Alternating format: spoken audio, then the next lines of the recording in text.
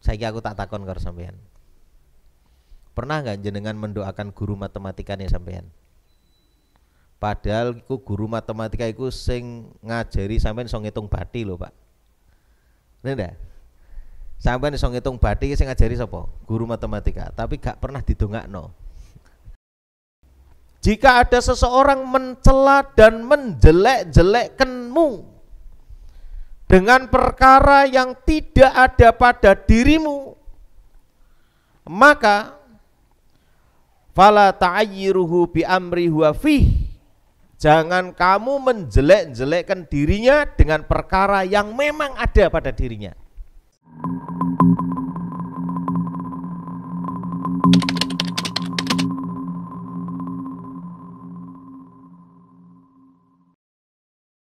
Alhamdulillahilladzi anzala ala abdihil kitaba wa lam yaj'al lahu 'iwaja qayyiman liyunzira ba'san syadidan min ladunhu wa yubashshiral mu'minina alladzina ya'maluna shalihati anna lahum ajran hasana. Asyhadu an la ilaha illallah la syarikalah wa asyhadu anna Muhammadan abduhu wa rasuluh. Qala Allah ta'ala fi kitabil karim, a'udzu billahi minasyaitonir rajim. Ya ayyuhalladzina amanu taqullaha haqqa tuqatih wa la tamutunna illa wa antum muslimun. Wa qala aidan ya ayyuhalladzina amanu taqullaha wa kunu ma'as shadiqin. Allahumma shalli wa sallim ala nabiyyina Muhammadin wa ala alihi wa sahbihi ajmain. Usikum wa ya nafsi bi taqwallah faqfazal muttaqun. Saudara-saudara rahimani wa rahimakumullah, pada malam hari ini insyaallah kita akan bahas tentang akhlak yang sudah ditinggalkan ya. Dan ini adalah bagian daripada ajaran yang sudah diwariskan oleh Nabiullah Muhammad SAW pada 14 abad yang lalu. Dan ternyata kita hari ini sudah banyak meninggalkan. Sebelum saya mulai, saya akan ingatkan kembali dalam salah satu hadis, innal abda la yablughu bi husni khuluqihi adhima darajat. Ya, saya ulangi, innal abda la yablughu bi husni khuluqihi adhima darajatil akhirah wa syarafa manazil wa innahu la dhaiful ibadah. Innal abda la yablughu min su'i khuluqihi asfala darkin min jahannam. Sesungguhnya seorang hamba itu dikarenakan akhlak yang baik bisa mendapatkan derajat yang agung di akhirat dan kedudukan yang mulia sekalipun dia lemah ibadahnya. Ya, makanya kita masih punya harapan panjang. Dengan memperbaiki akhlak ini diharapkan kita akan mendapatkan kemuliaan di sisi Allah Subhanahu wa taala. Ya mungkin kita ini banyak kelemahannya lah di dalam ibadah. Ya, sholat, puasa, termasuk di sunnah-sunnahnya itu. Tetapi dengan akhlak yang baik, insya Allah, atau akhlakul karimah, itu justru akan mengangkat derajat ya, dan kedudukan kita di sisi Allah Subhanahu wa taala. Dan sebaliknya, sesungguhnya seorang hamba itu dikarenakan akhlak yang buruk, dia bisa terjerumus ke dalam jahanam yang paling bawah. Pidolnya Mas, saya kasih rumus dulu biar kita nggak ketipu ya. Ya,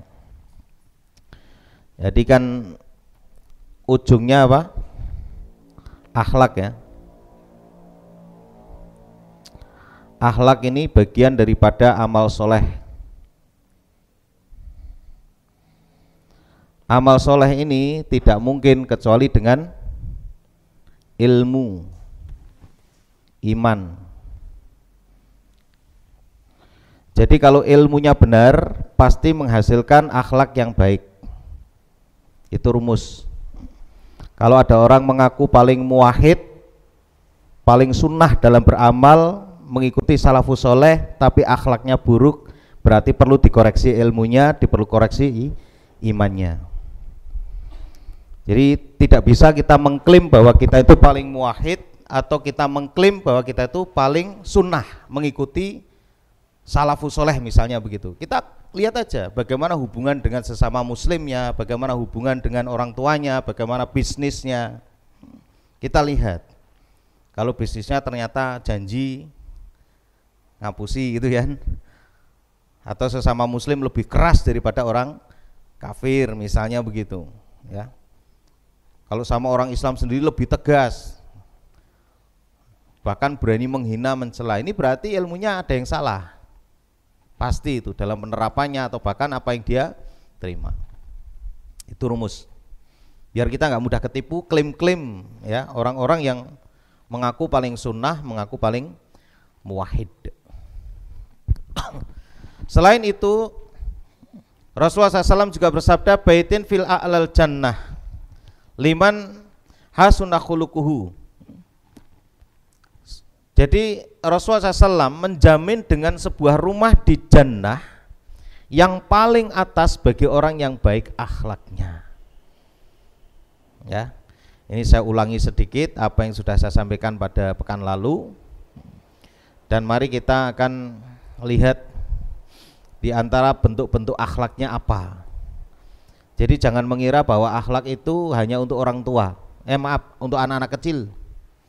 Ya, pelajaran-pelajaran akhlak itu memang sejak kecil, tetapi tidak hanya untuk anak kecil. Justru kadang-kadang pelanggaran akhlak ini dilakukan oleh orang dewasa.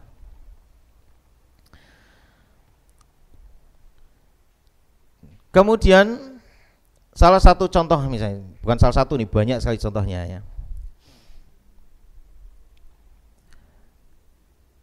Yang pertama dalam satu hadis disebutkan khudil afwa. Apa itu? Maafkanlah. Jadi di antara bentuk akhlak yang baik adalah mudah memaafkan. Yang punya istri ya istrinya dimaafkan. Yang punya suami, suaminya dimaafkan. Kalau ada orang yang mungkin menzolimi kita, sudahlah dimaafkan saja. Ya, biarlah kedzolimannya itu berakibat kepada dirinya sendiri. Kalau kita dizolimi atau kita diperlakukan buruk oleh orang lain. Jadi memaafkan itu bagian daripada akhlak. Kalau dalam bahasa ayat itu banyak sekali ya disebutkan fa'fu anhum, bukan hanya fa'fu anhum saja, maafkanlah mereka, tapi wastaghfir lahum, mohonkan ampun kepada Allah. Ya Allah, ampunilah si fulan yang telah menyakiti hati saya. Ya Allah, ampunilah si fulan yang telah mendolimi saya, begitu. Bisa nggak kira-kira? Bisa ya, insya Allah ya. Nanti pulang dari sini, jadi nanti menjelang tidur diingat-ingat lagi orang-orang yang pernah menyakiti. Ya, itu bisa jadi jalan mudahnya rezeki ini sampean. Selama ini tertahan jalan rezekinya itu karena kita itu pelit sekali dalam memaafkan orang lain. Ya. Kemudian apa? Wa'mur bil urf, yaitu menyuruh orang untuk berbuat ma'ruf. Itu bagian dari akhlak. Mengajak-ajak itu kebaikan. Jangan ngajak ngaji satu orang satu, ini kalau ada 40 orang misalnya atau 20 orang yang hadir, ngajak satu itu jadi 40. Ya, dan jenengan nggak ada ruginya sama sekali. Ngajak. Ya, mungkin kalau diajak pas nggak mau ya bilang aja nanti pulang bakso bareng gitu. Ada uang yang dikeluarkan. Namanya mau berkorban dapat jannah yang paling tinggi, masa nggak bisa ngeluarin duit buat beli mie ayam kan? Atau bakso itu ya. Luar biasa. Masya Allah. Wa'rid anil jahilin, kemudian diantara bentuk akhlak adalah berpaling dari orang-orang bodoh. Ya, orang bodoh itu siapa? Orang bodoh yang nggak tahu ilmu. Ya, kita jangan melayani gitu, udah tinggalin aja. Capek ladeni orang bodoh itu. Ya, dulu waktu kita bahas, mungkin pertama saya ngisi di sini ya tentang pentingnya ngaji. Jadi dalam kitab apa namanya itu Lisanul Arab itu ya disebutkan al-ilmu dhiddul jahli.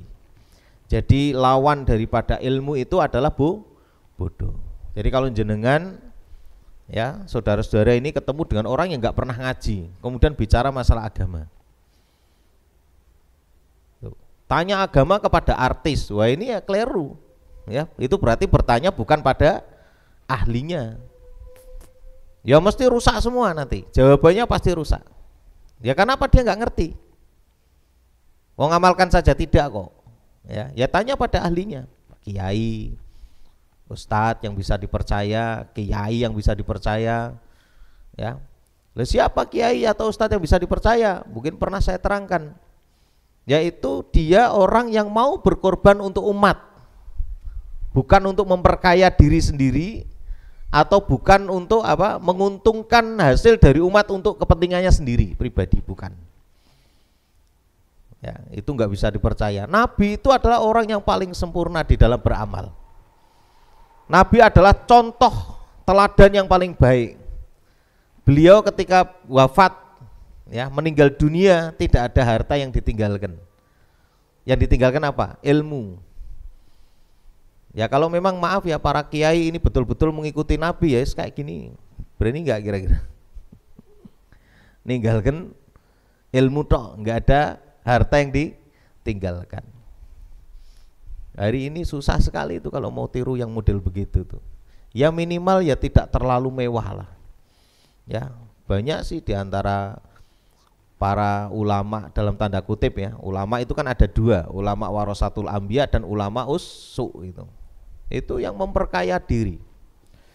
Di masa pandemi malah jadi kaya, rakyatnya malah tambah miskin. Nah ini apa bisa dipercaya omongannya kira-kira? Nggak bisa, nggak bisa, nggak bisa. Ya tapi dia Pak pinter Quran nih Pak ya. Ya Qurannya dijual, dia dijual, Qurannya dijual dengan harga yang murah untuk mendapatkan dunia yang tinggi. Jadi makanya kita jangan salah milih. Ya, jadi kebodohan itu tidak hanya menimpa orang yang ada di bawah gitu, tetapi pada elit-elit itu juga banyak yang bodoh. Yang dia menjual agamanya untuk kepentingan pribadi. Kemudian selanjutnya contoh akhlak yang lain adalah antasilu man qata'aka, yaitu hendaknya engkau menyambung hubungan dengan orang yang memutuskan hubungan denganmu. Ya, kalau kita pernah punya teman putus, disambung lagi. Ya, tentunya kalau mau nyambung juga lihat-lihat ini teman ini siapa ini, masih seperti dulu kebaikannya apa tidak atau sudah ditinggalkan, kan nggak ngerti. Ya, mungkin juga bisa jadi dari bapaknya kemudian disambung oleh anaknya. Ini bagian daripada akhlak yang baik. Dan hari ini mulai banyak yang sudah ditinggalkan. Di antara yang lain adalah watu tiaman haromaka, yaitu memberi orang yang tidak mau memberi kepadamu. Ya, misalnya ada mantu jenengan tonggo dilewati gak dikasih, wes sengojo gak sengojo pokoknya gak dikei. Nah, kebalikannya jenengan begitu mantu ya toh, orang yang tidak memberi diberi. Jadi membalas kebaikan, membalas keburukan dengan kebaikan. Ini coba nanti kita amalkan pelan-pelan ini. Di antaranya yang lain adalah wa ta'fu amman dzalamaka, yaitu memaafkan orang yang menzolimimu. Zolim yaitu menempatkan sesuatu bukan pada tempatnya.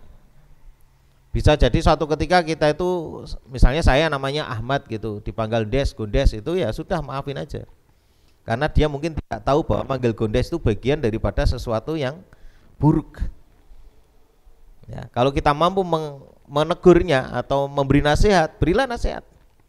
Yang tadi itu wa'mur bil urf. Ya, suruh dia untuk berbuat ma'ruf. Masya Allah. Jadi kalau kita ini mau melakukan sesuatu yang berkaitan dengan masalah akhlak ini sebenarnya menguntungkan sekali bagi kita. Ya, banyak sekali keuntungannya. Kemudian selanjutnya Utmal la ya'uduka wa ahdi liman la yahdilak, kunjungilah orang yang tidak mengunjungimu. Ini juga bagian daripada akhlak. Ya, kita mengunjungi kepada orang yang tidak pernah mengunjungi kita. Saya ini punya pengalaman, ada orang itu, maaf ya, ada orang itu bolak-balik bilang saya mau ke tempat jenengan Pak. Padahal dia punya mobil, mobilnya bagus, Pajero. Pajero tenan, bukan panas Jawa Bojero, bukan. Ini Pajero tenan. Tapi nggak nyampe-nyampe sampai orangnya mati. Tapi saya nggak punya mobil, bisa bolak-balik datang ke sana. Padahal saya belum punya mobil, nggak punya mobil waktu itu. Berarti apa saya simpulkan bahwa mobilnya nggak berkah dia. Karena apa? Kurang bermanfaat. Kurang bermanfaat. Sementara walaupun kita dipinjemi atau pinjem itu ternyata masih ada manfaatnya. Nah itulah makanya kadang-kadang begini, apa susahnya wong sudah ada mobil kok. Ya toh, tinggal manggil supir kalau memang dia nggak bisa nyupir. Kalau memang bisa nyupir ya tinggal jalan aja. Mau malam mau siangan tempat saya bebas 24 jam ya kan. Jangankan misalnya kok orang yang sudah saya kenal, orang nggak kenal aja kadang-kadang datang bebas. Selama saya diketuk pintunya saya mendengar, kalau nggak mendengar ya memang itu bukan rezeki. Karena yang bisa membuat saya mendengar dan tidak adalah Allah SWT. Jadi nggak usah marah kalau jenengan itu datang ke tempat saya diketuk pintunya kok nggak dengar itu ya nggak usah marah. Ya memang disitulah. Ya. Jadi cara Allah itu kadang-kadang menguji kesabaran. Dan bahkan dengan sabarnya itu ternyata kalau dia mau punya masalah, mau datang ke tempat saya misalnya itu, lalu dia punya masalah, kemudian dia sabar karena diketuk, saya kemudian nggak bangun itu misalnya, itu bisa jadi sabarnya jenengan itu bisa menyelesaikan masalah itu. Ya, Allah memberikan kemudahan masalah karena kesabaran. Ini sudah Masya Allah sudah kita buktikan berulang-ulang. Ya, bukan hanya saya tapi beberapa teman itu sudah membuktikan. Saya diajari seperti ini oleh guru saya. Ya, guru rukyah saya itu. Itu memang luar biasa. Jadi bisa jadi orang ini ketika mau sabar dengan keadaannya, sakitnya dia, ini kata guru saya, itu bisa sembuh karena kesabarannya. Ya, jadi nggak perlu dirukyah, nggak perlu diapa-apain. Karena sabarnya dia, memiliki akhlak yang baik, kemudian Allah angkat musibahnya.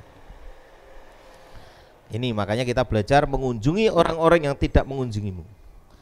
Kemudian wa'di liman la yuhdilak, berilah hadiah orang yang tidak memberimu hadiah. Memang namanya memberi hadiah itu adalah salah satu bagian cara mengikat antara saudara yang satu dengan yang lain. Ya, menyayangi antara saudara satu dengan yang lain, itu memberi hadiah. Makanya kita bisa saling memberi hadiah. Bahkan bal kunna kas-sahabi yaski man yuhibbu wa man la yuhib. Bahkan jadilah seperti awan yang memberi air kepada yang dia sukai dan yang tidak dia sukai. Jadi orang kalau hujan itu, kalau awan memberi hujan itu kan tidak memilih.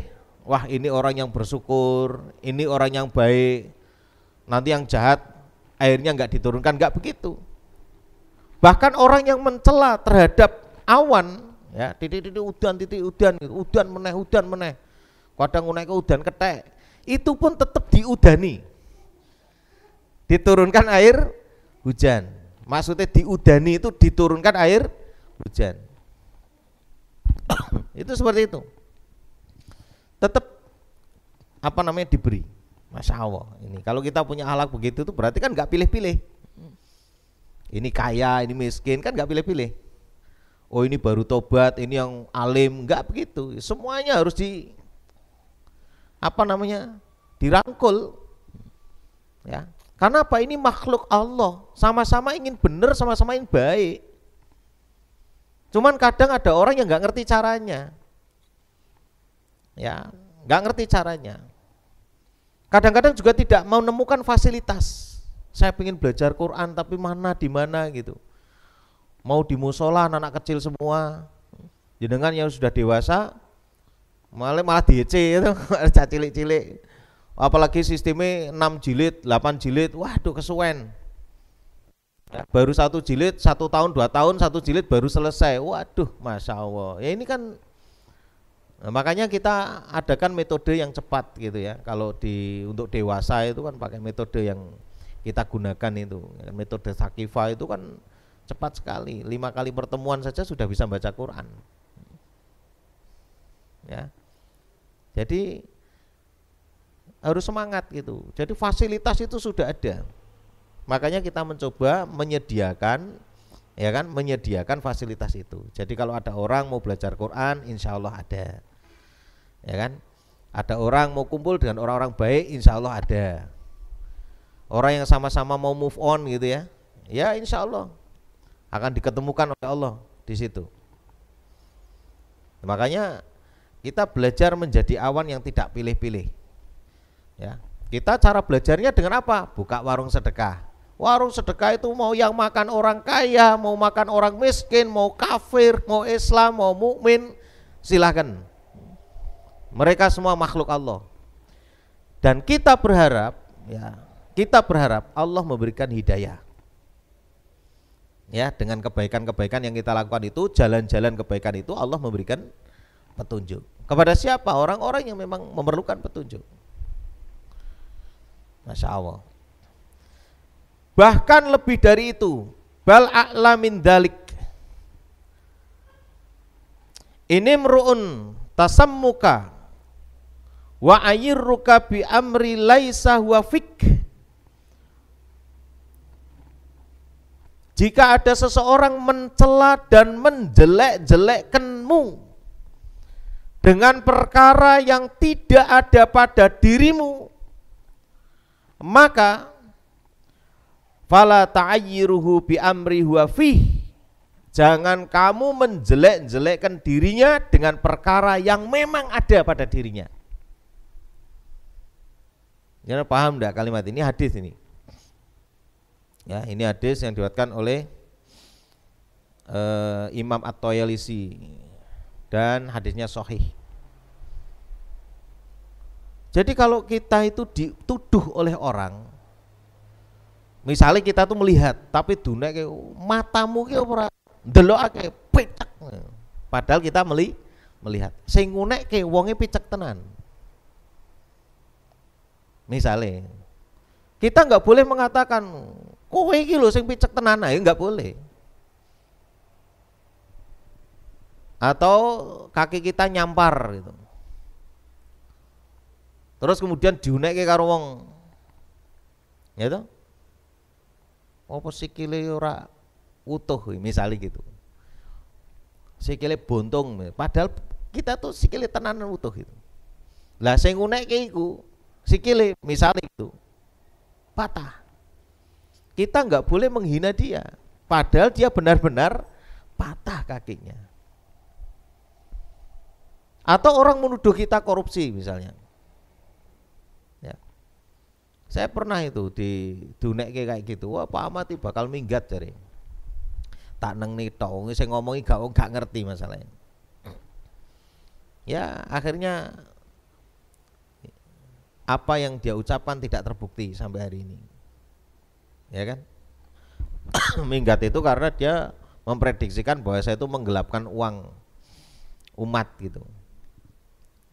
Ya nggak apa-apa, biarin aja. Orang ngomong itu biarin aja. Allah itu nggak ngerti kok.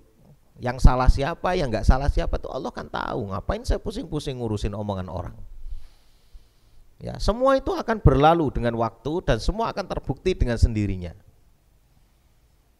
Ini yang perlu kita belajar dari situ. Ya, jadi jangan sampai kita itu menjelek-jelekkan, ya, kemudian perkara yang memang ada pada orang itu, sementara orang itu menjelek-jelekkan kepada kita sesuatu yang kita tidak ada. Nih. Itu juga akhlak. Kemudian dalam satu riwayat juga wattinu anfusakum, teguhkan diri kalian.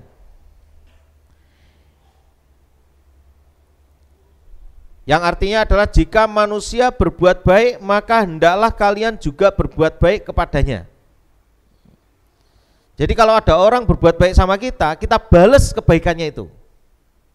Kita berusaha menghitung. Ya, berusaha menghitung. Dan jika manusia berbuat buruk, maka janganlah kalian berbuat zalim kepadanya. Sudah jelas kita tuh diperlakukan buruk, dizolimi, kita nggak boleh balas dengan kezoliman, kita nggak boleh balas dengan keburukan. Masya Allah. Jadi memang luar biasa ini kalau dipelajari betul akhlak Islam itu, Masya Allah. Ini kaitannya dengan apa? Karena menjaga hati masalahnya. Ya, menjaga hati. Coba kalau kita mau jujur-jujuran gitu, cek hati kita masing-masing, masih ada enggak kita tuh sakit hati dengan orang gitu. Kalau masih ada, lepaskan. Ya, mudah-mudahan Allah juga akan melepaskan kesulitannya jenengan. Lepaskan aja, pelan. Masya Allah, sampai seperti itu. Jadi kita disuruh membalas kebaikan orang lain. Ya kalau kita melakukan satu kebaikan tidak membutuhkan balasan orang. Tapi kalau ada orang melakukan kebaikan kepada kita, kita berusaha membalasnya. Walaupun dengan doa. Saiki aku tak takon karo sampean. Pernah enggak jenengan mendoakan guru matematikanya sampean? Padahal iku guru matematika iku sing ngajari sampean iso ngitung bathi lho, Pak. Ndak? Sampean iso ngitung bathi sing ngajari sapa? Guru matematika, tapi gak pernah didongakno. Ya? Masya Allah. Makanya ya terlepas dari kontroversi ya, kalau di teman-teman kita di Torikot itu kan sampai disebut guru-gurunya apa? Karena dia merasa berjasa kepada orang yang telah menunjukkan jalan menuju makrifatullah. Seperti itu. Lah kita ini adab segitu tuh kurang. Jadi sampai gurunya diingat kemudian didoakan itu kurang. Ya, guru matematika itu masih urusan dunia, ya kan? Walaupun guru matematika juga bisa menguntungkan kita dalam ngurusi urusan akhirat. Contohnya apa? Ngitung zakat. Itu kalau nggak ada guru matematika nggak bisa, Pak. Itu misal zakat perdagangan 2,5% itu kalau nggak ada guru matematika nggak ngerti itu. Sing jenenge persen rupane kaya ngopo, 2,5 iku kaya ngopo gak ngerti karena nggak dikenalkan. Apalagi yang guru berkaitan dengan masalah hubungannya dengan akhirat. Misalnya baca Quran. Jadi kan baca Quran dimulai dari mana? Mengenalkan huruf hijaiyah, aa, aba, abata gitu kan. Kalau yang pakai apa sakifah kan nama saya Malarosa begitu. Lah coba kalau misalnya huruf alif saja disembunyikan, gak dibedai sampean, kira-kira semoga Al-Fatihah ndak bisa. Itu alif saja diumpetke gitu, gak dibedekke. Lah padahal Al-Fatihah itu awalnya kan alhamdulillah itu alif pertama nih. Lah kalau nggak dikandani carane baca ya gak iso, gak ngerti. Itu Pak. Makanya kita balas dengan doa. Kemudian di antara bersyukurnya kita, Masya Allah, kenapa kita mendoakan? Ya karena kita merasa bersyukur kepada orang yang telah menunjukkan kebaikan kepada kita. Dalam satu hadis disebutkan malam yaskurin nas lam yaskurillah. Barang siapa yang tidak bersyukur kepada manusia, maka sesungguhnya dia tidak bersyukur kepada Allah. Jadi syukurnya kepada Allah itu dipotong, nggak bisa, nggak masuk. Kalau dia sendiri tidak pernah bersyukur kepada manusia. Yang sudah punya istri, ya bersyukurlah kepada istrinya yang sudah banyak membantu. Nanti pulang dari sini jenengan siap-siap ya sering-sering juga mengucapkan jazakumullah. Kalau masih anak ya jazakumullah kepada orang tua. Yang belum punya istri, belum punya suami, ya jazakumullah sama orang tua. Bu, mak, matur nuwun jazakumullahu khairan. Jajal jenengan besok ngomong kayak gitu sama orang tua, nangis itu orang tua. Saya yakin. Anakku kok iso muni matur nuwun selama ini kadang nggak pernah, ya toh. Coba aja. Nanti suami ngomong sama istrinya jazakumullahu khairan gitu. Dek, matur nuwun ya, selama ini engkau telah melayani saya, ya, memasakkan saya gitu, masya Allah. Tuh luar biasa. Itu kalau bisa seperti itu, la haula wala quwata illa billah. Ya saya jamin insya Allah loh ya, itu lebih dekat itu nanti hubungannya lebih dekat, lebih percaya. Ini bentuk syukur. Makanya disebutkan di antaranya adalah li'anna man u'tiya fashkur, barang siapa yang diberi lalu bersyukur itu akhlak. Lah apa bentuk pemberiannya? Seorang istri kepada suami, ya dia membantu banyak, ya toh, memasakkan masakan yang seharusnya menjadi tanggung jawab suami, mengadakan nafkah yang berupa makanan.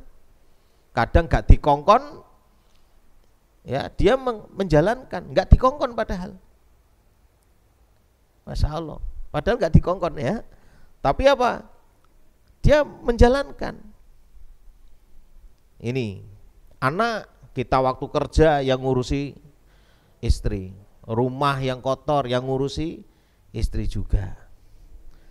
Padahal itu bukan pekerjaan istri. Istri itu pekerjaannya cuma dua. Satu, taat kepada suami kalau diperintah. Dua, mana.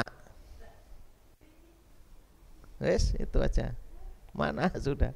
Jadi bersih-bersih itu tugas suami ya. Kalau suami nggak mampu gimana ya? Ambil hadamah, ambil pembantu ya, untuk meringankan beban istri. Itu bagian daripada kemuliaannya seorang istri yang dimuliakan oleh suami.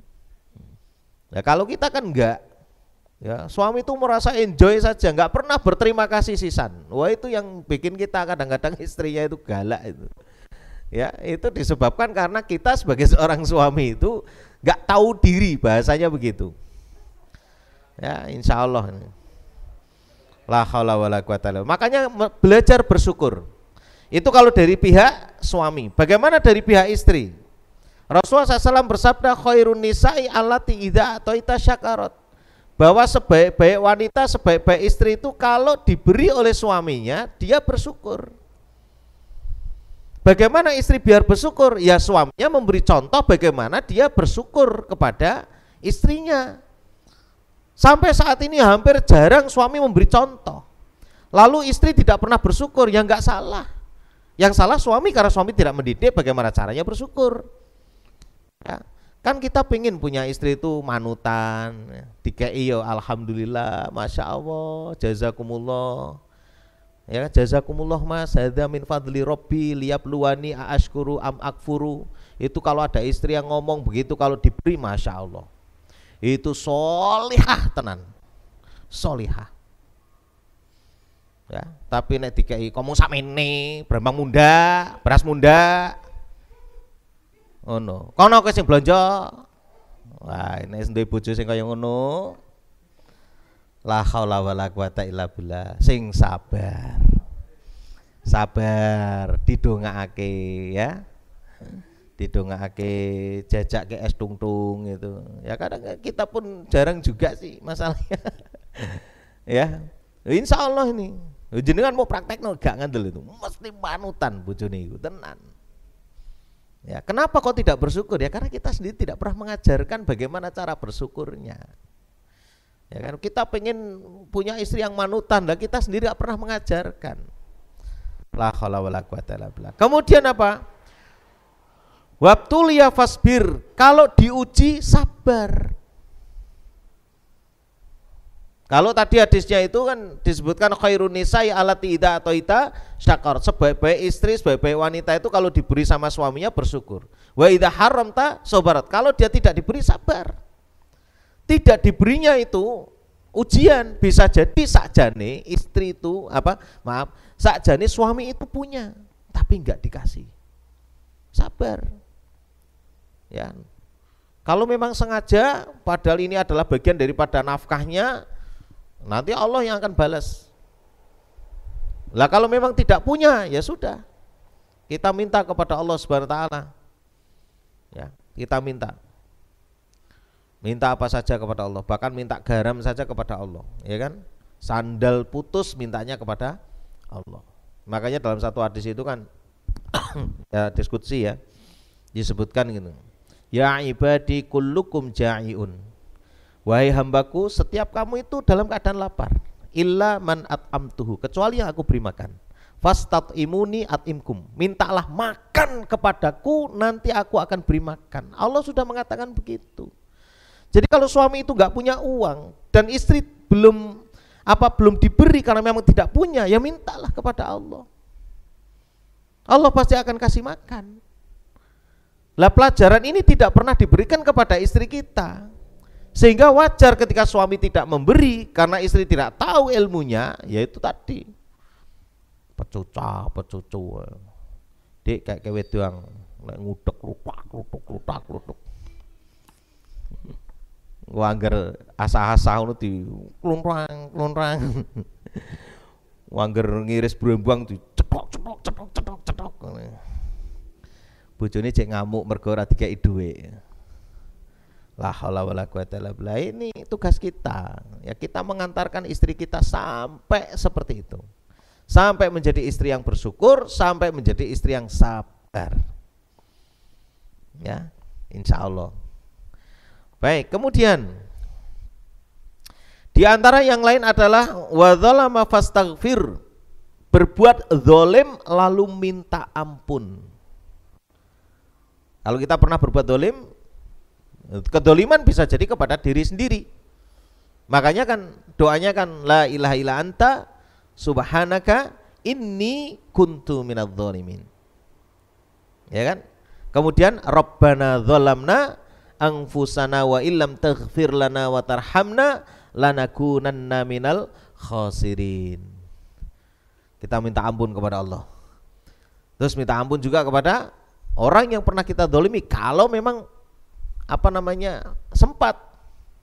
Kadang orang yang terzolimi ini, orang yang didolimi ini, orangnya sudah pergi nggak tahu kemana, bahkan bisa jadi sudah meninggal. Wah terus gimana Pak cara nebusnya? Ya sudah, ya kita banyak memohonkan ampun dia. Ya Allah ampunilah si fulan gitu. Jadi agar nanti kezaliman itu betul-betul ditebusnya di dunia. Ya mudah-mudahan Allah menerima lah, insya Allah. Jadi kalau berbuat dolim kita minta ampun, ya. Saya ulangi, wa dzalama fastaghfir wa dzulima faghfar. Ketika orang berbuat dolim atau kita berbuat dolim, maka kita minta ampun. Kemudian ketika dizolimi memaafkan. Ya. Di sini disebutkan ulaika lahumul amnu wa hum muhtadun, yaitu mereka itulah orang-orang yang mendapatkan keamanan dan mereka itulah orang-orang yang mendapatkan petunjuk. Jadi aman di mana? Ya aman di akhiratnya. Karena apa? Sudah ditebus di dunia. Kita harapannya seperti itu. Kalau kekurangan-kekurangan ya bisa ditebus di akhirat. Tetapi upaya kita ya untuk menebus kesalahan-kesalahan, kekurangan-kekurangan kita itu di dunia ini ya dioptimalkan atau maksimalkan. Nih, Masya Allah.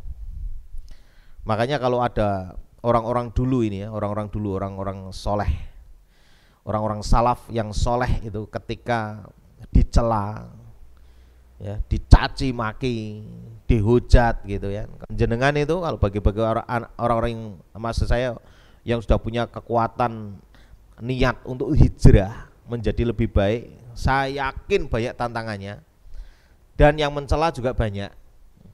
Ya, apalagi maaf ya ketika ya berkumpulnya dengan kita, wah iku kumpulnya karo bolsone jenggot-jenggot gitu, wah iku jelas gitu. Ya, apa namanya? Fitnah-fitnahnya begitu. Ya kan, jenengan rasakan enggak? Rasakan mesti itu.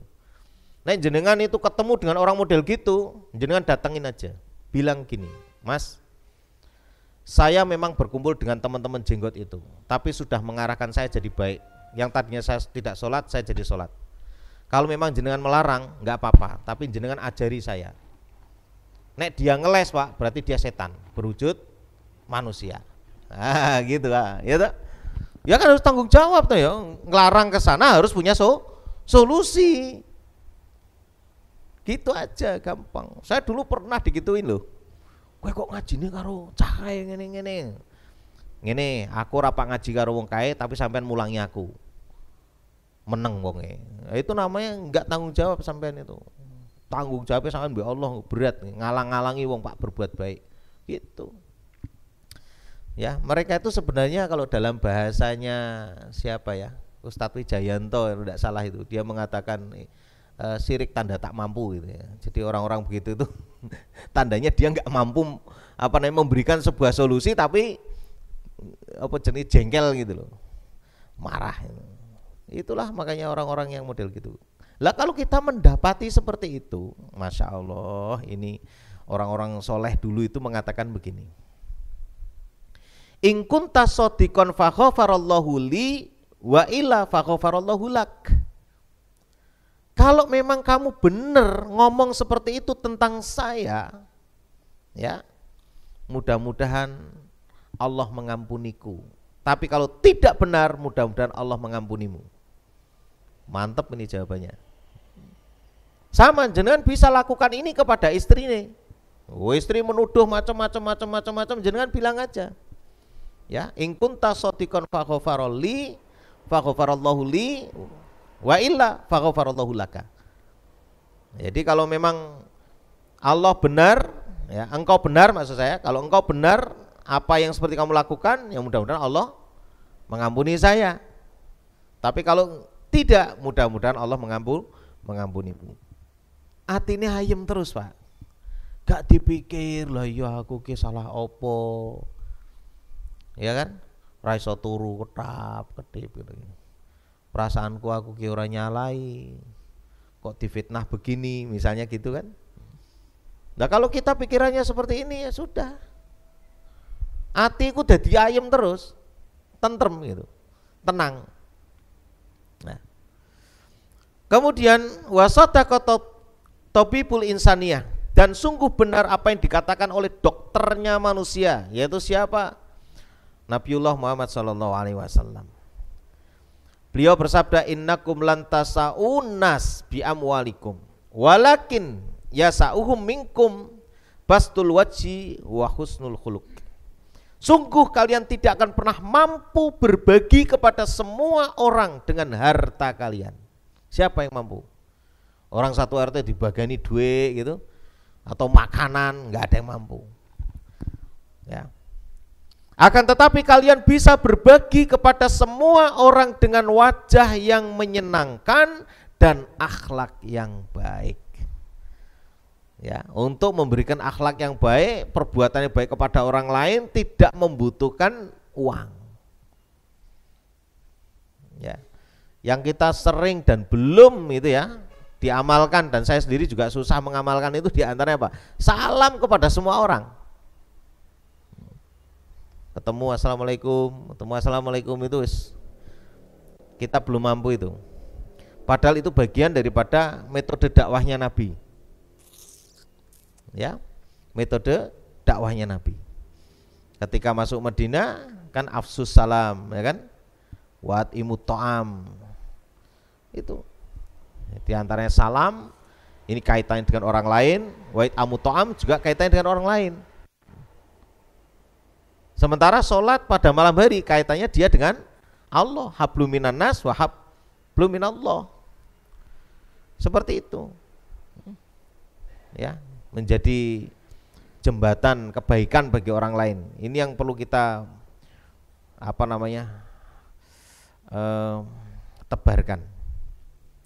Oleh karena itu, nah ini diantaranya, linwa bi aidi ikhwanikum, berlemah lembutlah kalian dengan saudara-saudara kalian.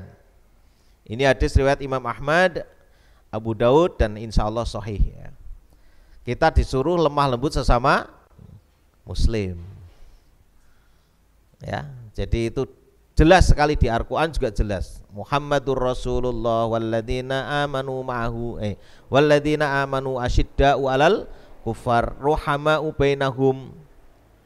Itu diantaranya ya, Muhammad Rasulullah itu sesama muslim ruhama bainahum, saling kasih sayang. Tapi begitu ya dengan orang kafir asyidda'u 'alal kufar, tegas dalam hal apa ini? Ya lakum dinukum waliyadin.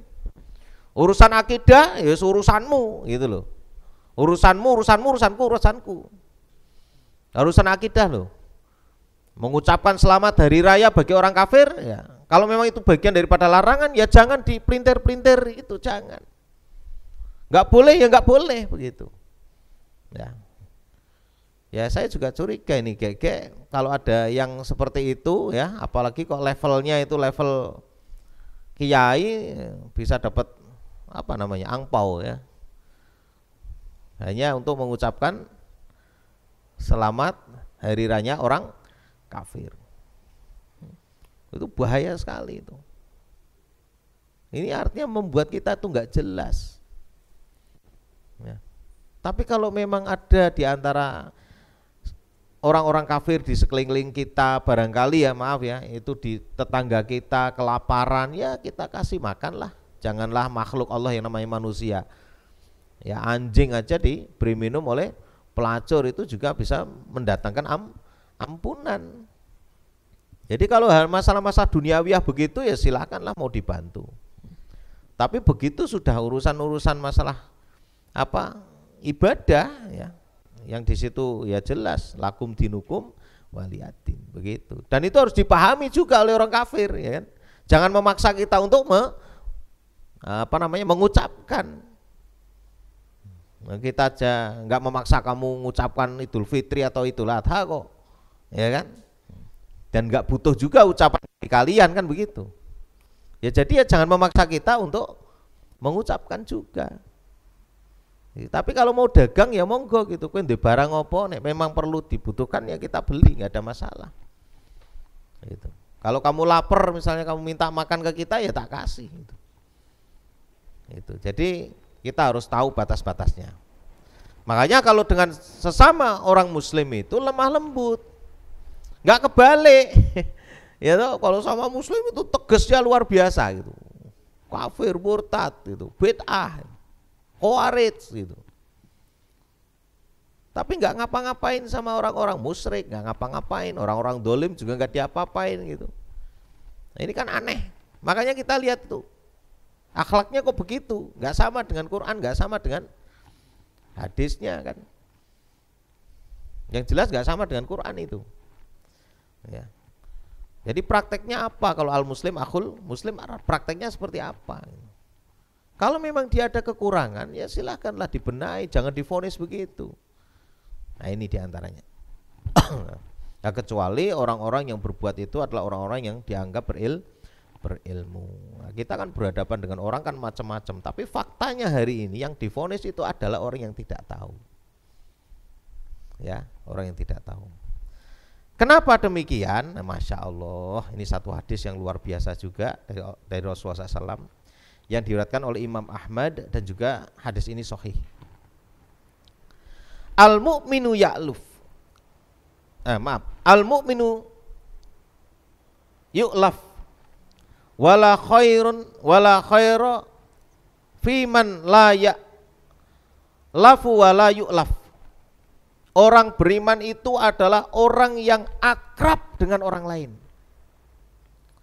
Dan tidak ada kebaikan bagi orang yang tidak akrab dengan orang lain dan orang lain tidak akrab dengannya. Ada apa ini kok gak akrab? Ada masalah apa? Akhlak pasti. Kalau bicara iman, bicara ilmu, ya bisa jadi ilmunya bermasalah, penerapannya. Ilmunya benar bisa jadi. Ya kan? Makanya kita akrab dengan siapapun, nggak ada masalah. Nggak boleh bedakan kan. Wah iki wong kere. Wah kowe orang ganteng, ora oleh konconan mbak aku.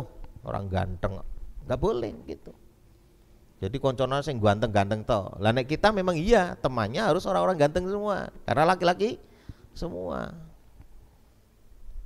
Gitu. Kalau dipilih-pilih dari sisi dohir itu yang nggak boleh. Ya. Ini diantaranya. Makanya kita bisa lihat tuh diukur gitu. Kalau memang orang itu ilmunya benar, ilmunya baik, ya harusnya akrab dengan siapapun. Kadang kan hanya akrab dengan jamaahnya sendiri, akrab dengan organisasinya sendiri. Kalau ada bantuan hanya organisasinya sendiri yang didahulukan. Orang lain nggak dapat bagian. Padahal dia muslim, padahal dia mukmin. Masya Allah. Lah terus mengaplikasikannya hadis ini di mana? Ya kan? Itu mengakunya mengikuti sunnah. Nah, sunnah sebagian yang kamu ikuti, sebagian yang kamu tinggalkan. Karena apa? Ini berkaitan sama umat. Kalau urusan pribadi monggo silahkan, jenengan nggak ngamalkan ya, tapi ini urusan umat ini. Namanya akrab dengan orang lain berarti kan ada orang yang memang diakrabi. Ini diantaranya. Contoh lain akhlak. Ini disebutkan begini risalahnya. Masya Allah, luar biasa. Maka senanglah kamu, fa'ahibba li ghairika minal muslimin ma tuhibbu li nafsik, wa wakrah lahum ma takrahu li nafsik. Coba jangan praktekkan nih kalimat ini. Senanglah kamu kalau orang lain itu mendapatkan apa yang kamu senangi. Apa yang kita dapatkan kalau kita senang, ya. Maka kalau orang lain mendapatkan apa yang jenengan senang, itu jenengan harus ikut senang. Bencilah kamu kalau orang lain itu mendapatkan apa yang kamu benci kalau mendapatkannya. Saya kasih contoh begini, realnya.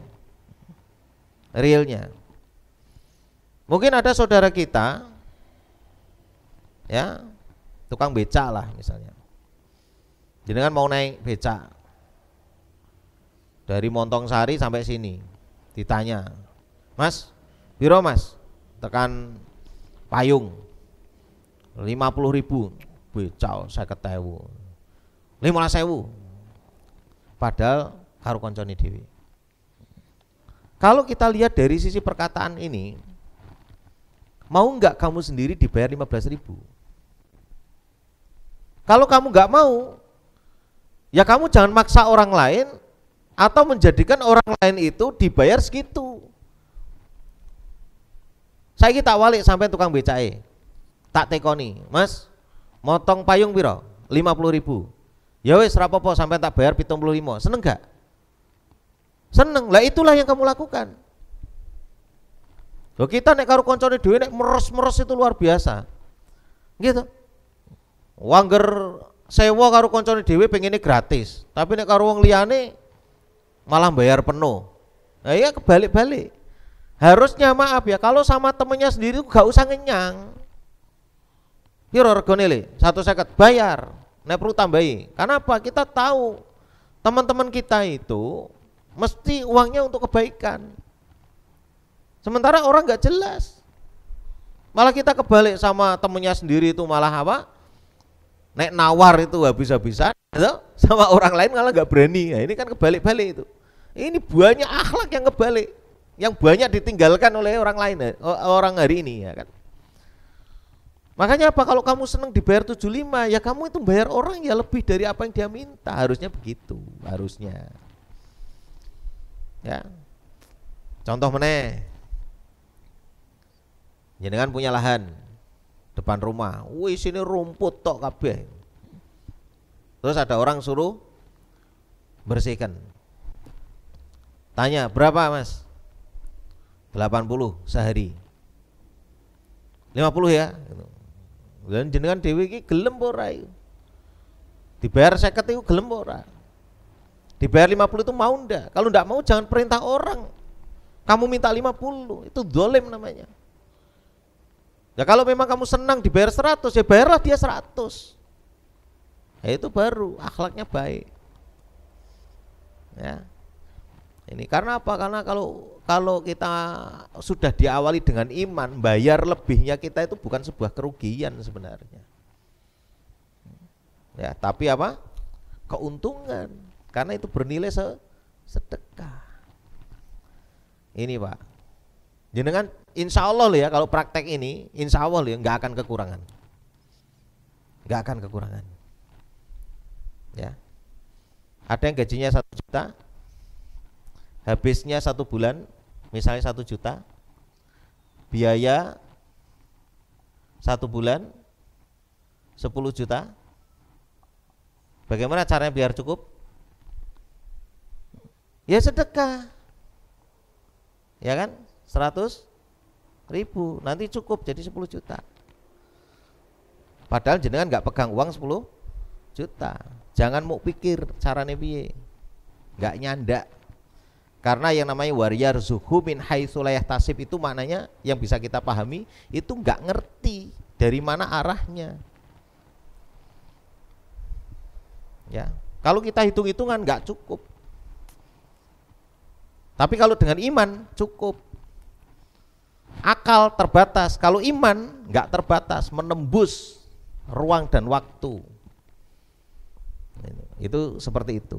Jadi untuk mewujudkan akhlak kita seperti tadi itu memang dibutuhkan iman.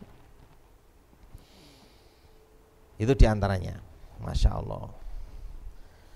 Kemudian selanjutnya, wala tuzlamu kamala tuhibbu an tudlam. Jangan kamu berbuat zalim sebagaimana kamu tidak suka dizalimi. Ini sudah jelas tadi saya sampaikan.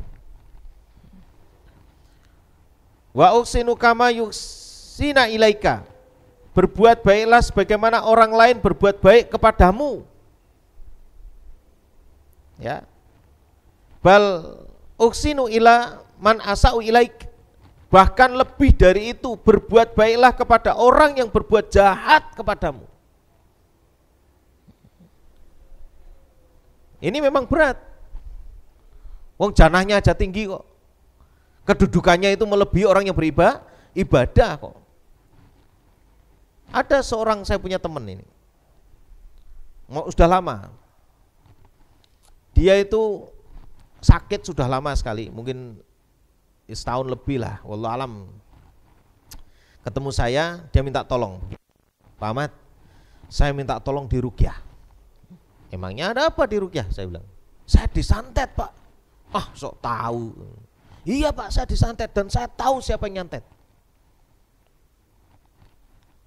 Gini aja, saya mau bantu kamu, tapi saya punya syarat satu saja. Kalau kamu mampu mengamalkan satu ini, insya Allah saya akan bantu dengan ruqyah. Apa itu? Maafkan dia. Wih, enak aja. Saya sudah sakit, berobat ke sana kemari, habis duit banyak gitu. Ya sudah, kalau nggak mau ya sudah. Itu. Terus pulang. Karena ketemunya di warung nih. Dia beli nasi goreng, saya beli nasi goreng. Qadarullah berapa bulan, wallahu alam saya lupa. Saya masih ingat itu ya sekitar, ya ketemunya di warung lagi. Ahmad, gimana? Assalamualaikum. Waalaikumsalam. Masya Allah. Tadinya soalnya jauh-jauhan dari kamu lagi. Assalamualaikum. Waalaikumsalam. Gimana Mas? Jadi ruqyah enggak? Enggak jadi. Lu kenapa enggak jadi? Sudah sembuh saya. Diobati apa? Lu cari kon maaf ke orang gitu. Setelah saya maafkan itu, kata dia, itu seperti ada sesuatu yang keluar dari tubuhnya. Luar biasa. Ini hikmah memaafkan. Ya, akhlak itu sampai berdampak pada sehatnya jasad ketika sakit. Luar biasa, Masya Allah. Ini memang perlu banyak belajar dan perlu dilatih ya. Perlu dilatih. Ini perlu latihan. Bahkan lebih dari itu. Ya. Bahkan lebih dari itu. Apa itu? Berbuat baiklah kepada orang yang berbuat jahat kepadamu. Kenapa? Karena hati itu diciptakan dengan tabiat mencintai orang yang berbuat baik kepadanya dan membenci orang yang berbuat jahat kepadanya. Kalau ada orang berbuat jahat kepada kita lalu kita baik gitu. Ada orang datang ke rumah jenengan kemudian dicaci maki lah. Dicaci maki kemudian jenengan diem aja gitu. Begitu dia pulang, jenengan belikan buah, teh, gula dikirimkan ke rumahnya. Berterima kasih atas segala celaannya dan cacian makiannya. Orang ngomong ngono masih dikasihkan aja. Terus gitu. Orang yang aja itu yang sudah diputus cinta itu anggar dikirimi pulsa terus ngono ki dadi balik. Ya iki sing cah nom-nom sing do pacaran tapi aku mung jari tok itu loh. Aku dhewe ora gablek kok ngurusi kaya ngono ngirim-ngirimi ngono ora gablek gitu. Ya gitu. Jadi fakta-faktanya memang seperti itu. Orang itu jadi lembut karena apa? Nanti dikasih bolak-balik, insya Allah itu. Ya, orang ini jadi berbuat baik. Masya Allah. Padahal dia jahat kepada kita. Inilah jamaah rahimakumullah ya. Beberapa bentuk-bentuk akhlak yang seharusnya atau semestinya kita mencoba untuk belajar